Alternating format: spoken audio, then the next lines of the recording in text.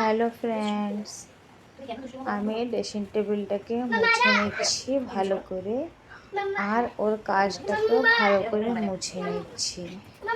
কাজটা ভালো করে মোছা না থাকলে ওতে দেখা যায় না ঠিক মতো, তাই কিছুদিন পরে পরেই কাজটাকে আমার মুছতে হয়।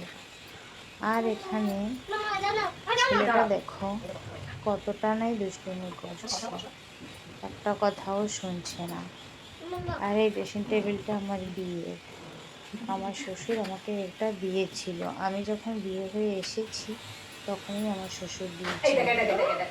আর দেখো ছেলেটা পা দিয়ে হাত দিয়ে কি করছে, কেবলেই আমি মুছেছি আর কেবলেই দুষ্টুমি দেখো কিভাবে করছে। এখন এখানে কি করে এখানে কাজ করা খুবই কষ্টের বিষয়, তাও করি।